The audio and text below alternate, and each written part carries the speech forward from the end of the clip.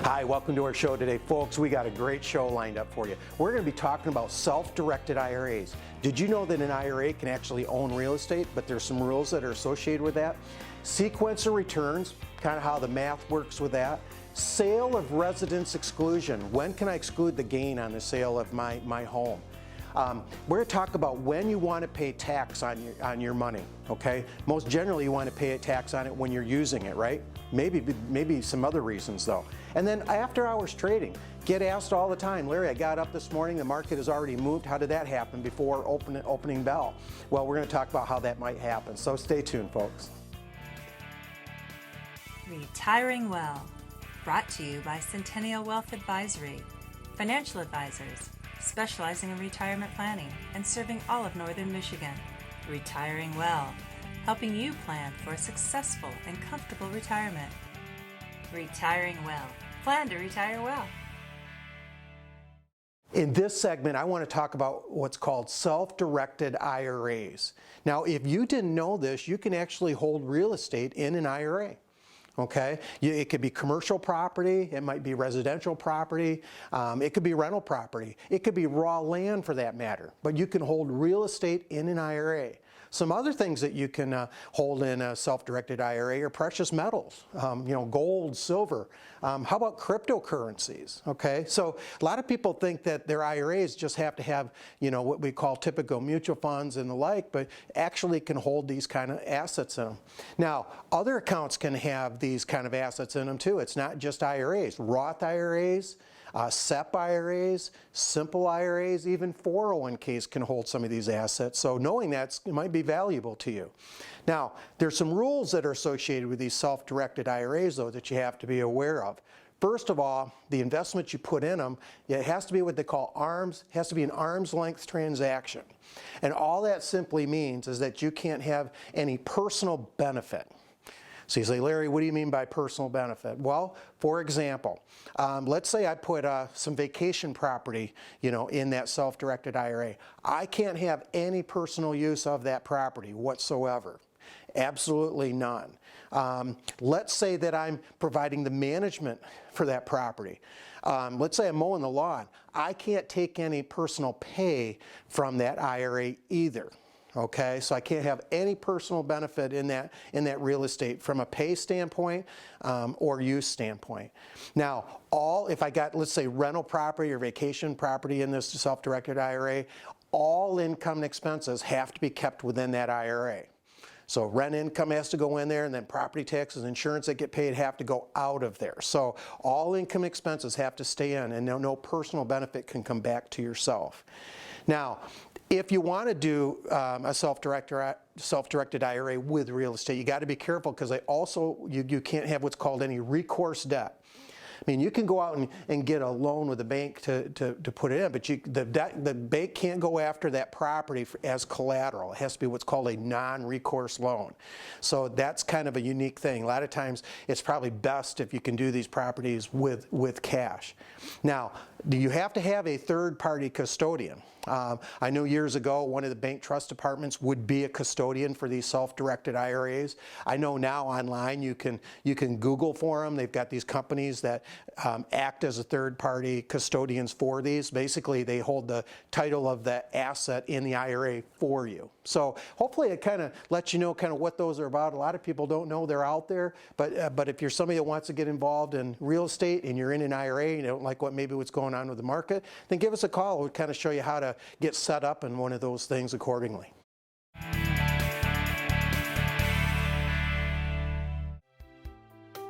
If you're retired or soon to be retired, let us help you plan to retire well.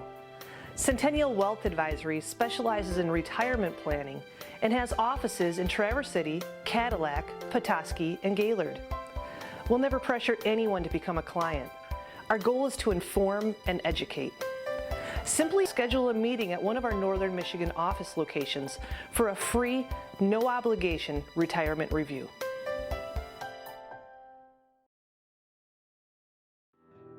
Your grandchildren are precious to you. They are your life.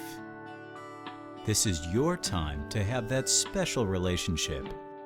Taking care of yourself is taking care of them. Centennial Wealth Advisory is offering a free, no-obligation retirement review to make sure you don't run out of money during your retirement. Centennial Wealth Advisory. Your best is yet to come.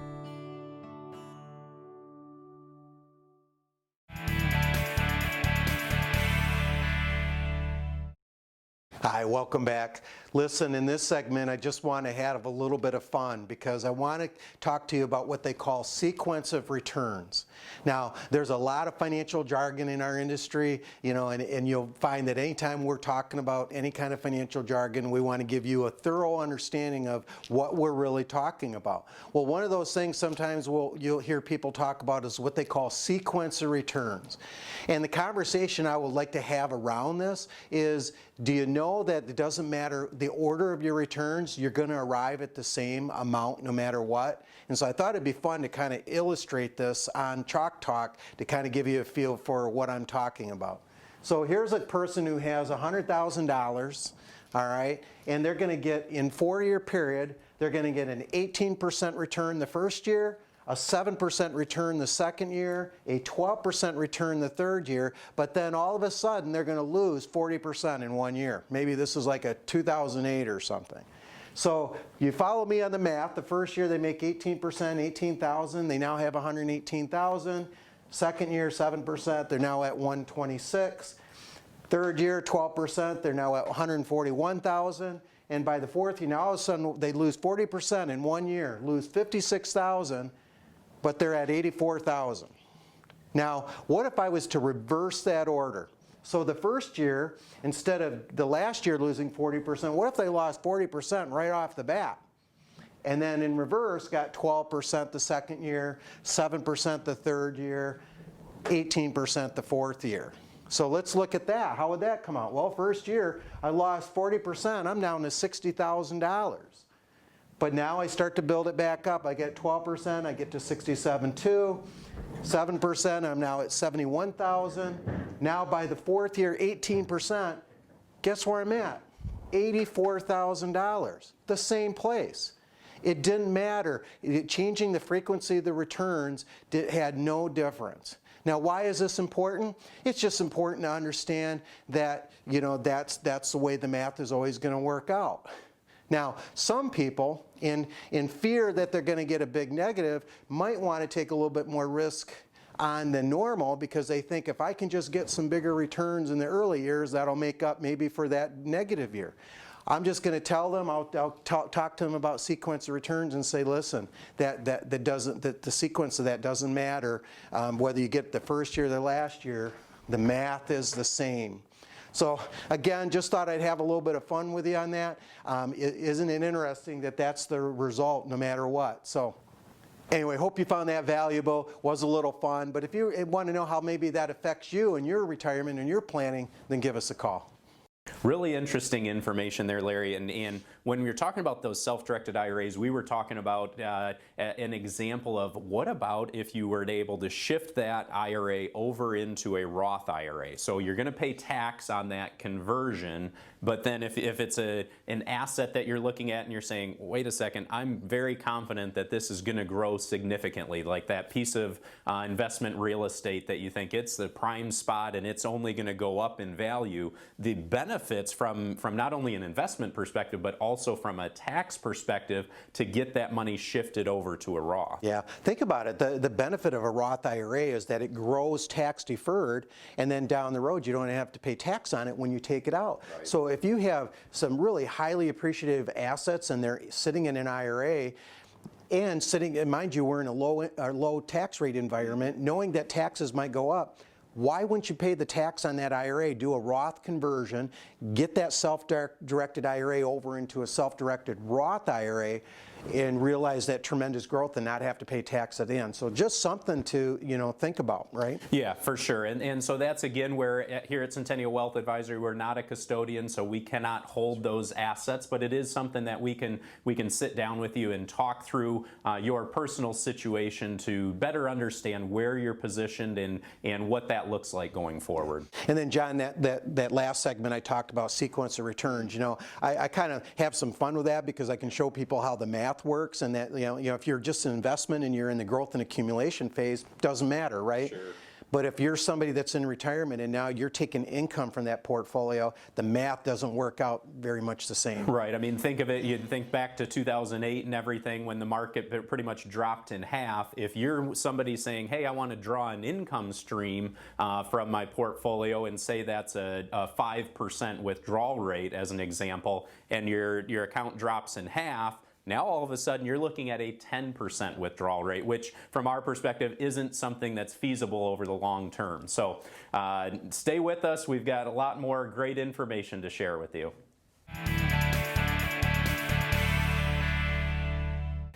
We here at Centennial Wealth Advisory realize that everyone has been affected by this coronavirus in one way or another. We watch our retirement accounts drop significantly in value, and we have questions. Can I retire in a recession? How will the coronavirus affect my retirement? How do I develop an income stream in a recession? Can I still retire this year? If these are concerns of yours, contact us today for a free initial consultation and learn what you can do now to help you weather the storm. Simply call 888-608-5825 or visit sunwealth.com and let us help you plan to retire well.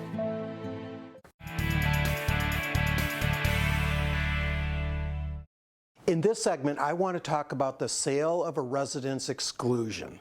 Now, if you didn't know this, if you're a single person, you can exclude $250,000 in gain, and I'll show you how that can happen. If you're married and you file a joint return, that exclusion is $500,000. Now, folks, remember that's on the gain. So if I purchased a home for, let me use round numbers, and I don't know this isn't all homes, but let's just say I purchased a home for $500,000.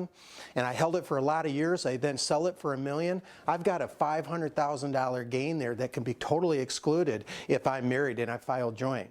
Now, under the old rules, years ago, if this might date you, if you still remember this, you had to buy or build of equal or greater value when you went to a new home.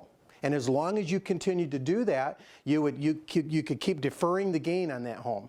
And then when you reach the age of 55, you could take a one-time lifetime exclusion and not pay any tax on the gain. Well, folks, that's all changed now. Now the way they do it is when you go to sell the home, they're going to look back 5 years, and if you lived in it, the equivalent of 2 years. So they don't have to be consecutive. You just have to show that you had the equivalent of 2 years as your principal residence. Then you can take that exclusion I was telling you of $250,000 or $500,000. Now, you can do this every 2 years. Let's say that, and this might be a plan, let's say you got a second home or a vacation home. You go sell your principal residence, okay, take the exclusion on that, and then go live in that second home or that vacation home for 2 years, satisfy the principal residence. Now you can turn around and sell that 2 years later and not pay any tax on that as well. Now, you got to be careful because one area what people wanted to do this in is with what's called rental property.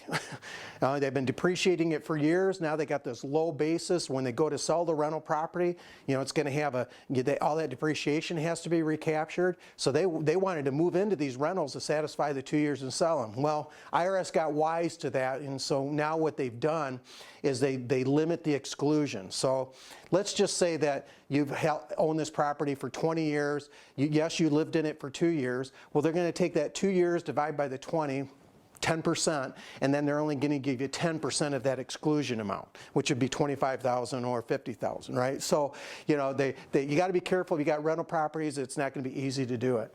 Vacant land. You might have a large piece of land contiguous with your own home. As long as you enjoyed that land as part of your home, you can sell it off separately. You just have to make sure it's done within a 2-year period and both enjoy that exclusion. How you calculate the sale, you just take the sale less your original purchase, less the improvement you put in, less the closing costs from the sale, and there you go, you've got your gain. And then if you subtract the exclusion from that gain, if there's anything left, you've got taxable gain. So hopefully you found this valuable. If it dated you, funny if you remember the old rules, but try to remember the new rules.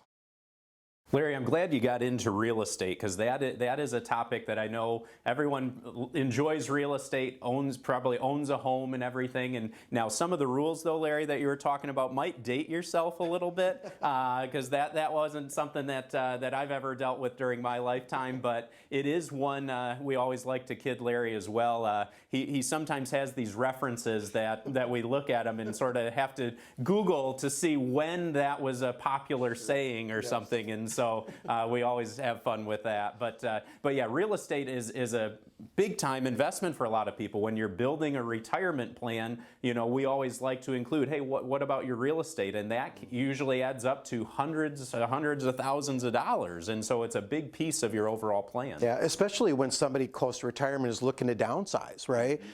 If we can exclude the tax on that, and they're downsizing and it frees up some cash, that provides great liquidity in the income planning. So, and it's a pool of money that we can be pulling from when we're trying to control our taxes a little bit. So tax planning is huge in this area, folks. If you're and just remember that point I made about vacation property. The possibility of maybe selling your home, then moving into that for 2 years and excluding the tax on that as well. Another area just to bring up as we've had a popular time here for folks is they've been interested in buying an RV because they want to travel around the country and everything. And one of the ways that we've looked at that, instead of potentially drawing money out of your IRA and paying a significant amount of taxes all at once to pay cash for that RV, potentially it's using like a home equity line of credit. If you can basically borrow against your home with the plan of taking money from your IRA on an annual basis to keep you at a reasonable tax level to essentially go and pay off that RV in a short period of time. And so again, it just comes back to looking at your current tax situation. Yeah. Again, we always say this tax planning huge, right? I mean, but a person's home is for a lot of people is their greatest asset, their greatest form of equity. Nice when they can get to the end and not have to pay any tax on it. So folks, just encourage you, if you're somebody that doesn't get that kind of planning, would like to have it, then certainly give us a call.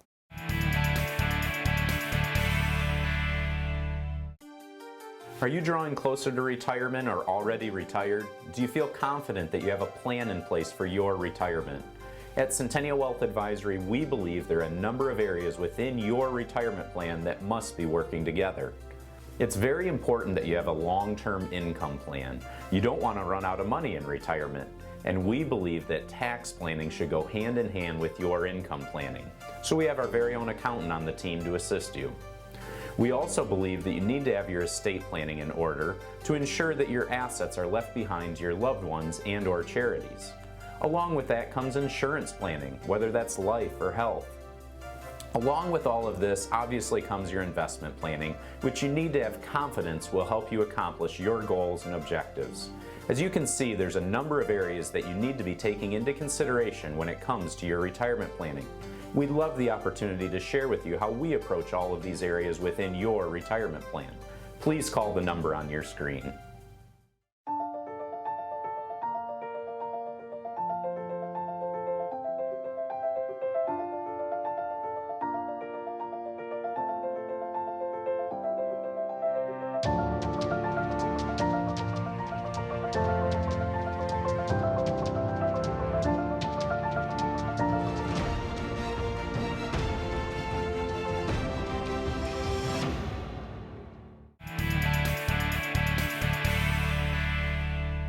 Hi, welcome back.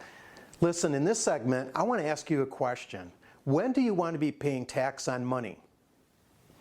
Think about it. You want to be paying tax on money when you're using it. Would that not be true? Folks, we often find people come in and we're looking at their tax situation, and we'll find that in many, many cases, people are paying taxes on money when they're not even using it yet. Now, you might ask, Larry, how can that happen?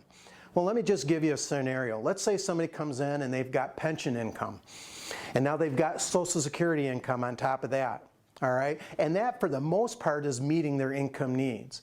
But then they got this other account out there. It's what we call a non-qualified account. It means just non-retirement money sitting there that's producing interest, dividends, maybe capital gains. Now, it's money that they don't need today, okay? But it's money they're having to pay tax on because it's a non-qualified account, right?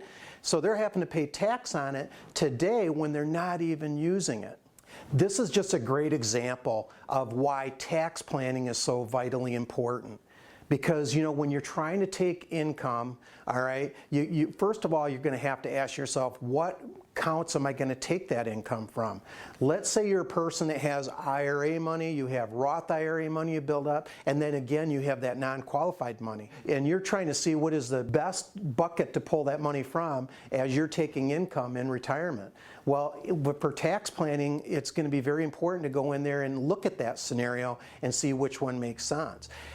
If you're fortunate enough to be somebody that has money in every one of those buckets, it's going to make tax planning very easy for us, because then we can control the taxation.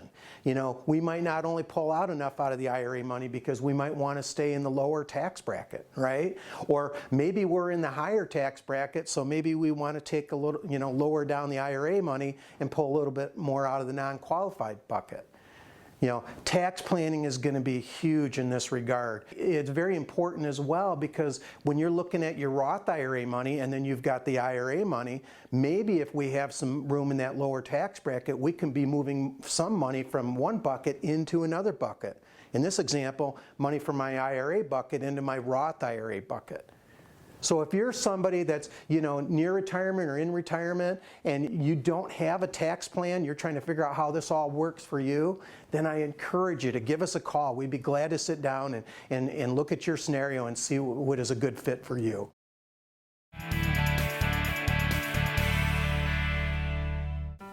Hi, my name is Larry Flynn. I'm a financial advisor, senior partner here at Centennial Wealth Advisory.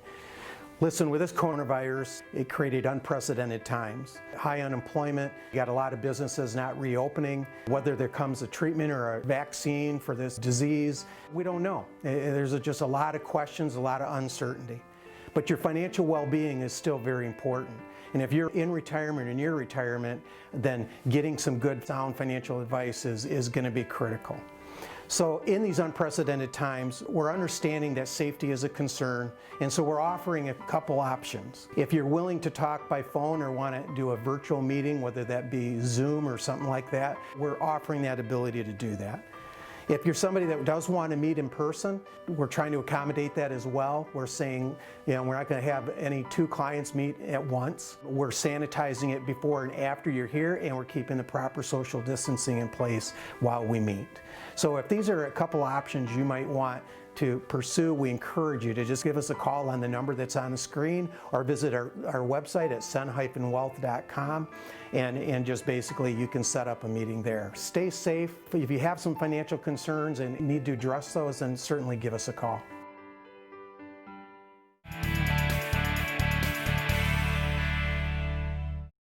Hi folks, listen, in this segment I just want to talk to you about what's called after hours trading. Now, and a lot of you haven't heard about this. You know, you may not even know that it's available. It's out there. But usually when I come into the office in the morning and I'm looking at the stock futures, I recognize they're telling me that there's some indicators showing that the market is either up or down before I've even had a chance to trade. And I'm like, what is this all about? You know, what is happening, you know, after hours that, you know, we're not aware of? So, you know, you got to understand normal trading hours are going to be from like 9 a.m. to, you know, 4:30 p.m. Eastern Standard Time. Okay, that's when most stock quotes are public. People are trading, and we can follow the market. But you got to understand that there's a time frame that's outside of that where people are still trading as well. If there's still people willing to buy and willing to sell stocks, then there's trading that can happen. Now, most of your bigger custodians have this available. Okay, now these stocks are trading on a different level. I'm not going to get into that, but most custodians, you take Fidelity, E-Trade, Schwab, a lot of these offer this ability to be able to trade after hours. Now, they have to be with stocks that are high volume, okay, because again, you got to have people ready to sell, ready to buy, and it's got to be stocks that are most typically of a higher volume that are going to be trading in these after hours. Prices still can move, you know. Matter of fact, there's a site you can go to called Market Watch After Hours Screener, and you can actually see the buying and selling of these stocks as they're happening. So in this environment, there's less competition. You don't have the high volume you have during the day. So, you can find that may be favorable if you're looking at a stock. Maybe you just heard some news on the TV that happened pretty close to the closing time, and you're saying, oh man, I want to get into this stock before opening tomorrow. That's maybe why you can maybe buy the stock. And again, less competition. But less competition can also be kind of a negative thing, because when you have less competition, there's less people trading. Prices can maybe be a little bit more erratic. So you want to be cognizant of that. Maybe you don't go in with as much of a position as you would during normal trading hours because of that erratic trading. Now, there's a period of time when it's not trading after hours. That's usually somewhere about 8 p.m. to 4 a.m. But other than that, that trading can be happening, again, with stocks that are of higher volume. Now, when you get up in the morning and you kind of see the direction things are heading, it's no guarantee that's what the market's going to do for that day, but somewhat of an indicator that how people might have been responding to maybe some news the day before, and maybe will continue to respond during normal trading hours. So hopefully that maybe gives you a feel for, what that may be being available out there. If it's somebody that, like you, want to take advantage of something like that, or maybe understand a little bit more about it, give us a call.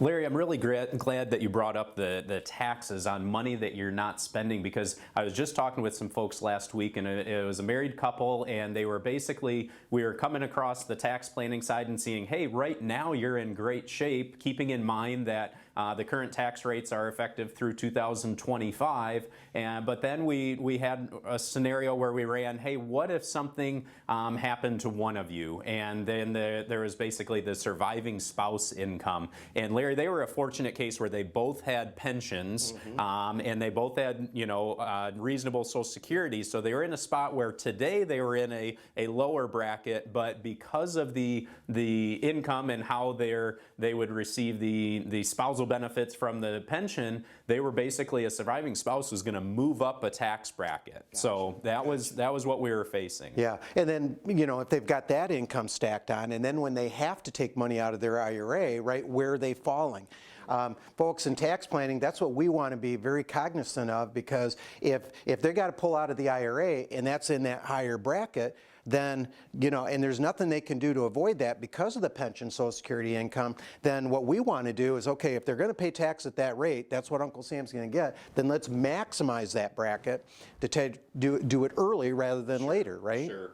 And the other topic that you brought up, Larry, was this after-hours trading, and the assumption on that is that a lot of times that's going to deal with what the current news is, what happened the night before, and everything that's going on. Right, good and bad, right? I mean, all of a sudden you get in the morning, first thing we do is we look at the stock ticker rate, where's the market heading, and all of a sudden we see the futures are up. And we're like, all right, what happened? Right? Why are they responding favorably? What's this mean for the day? It maybe gives us an indication, but how many times have we seen that start off really good and then some other news comes out middle of the day and heads it in the other direction? So again, we encourage you to give us a call. We'd love to help you plan to retire well. Thanks again for tuning in.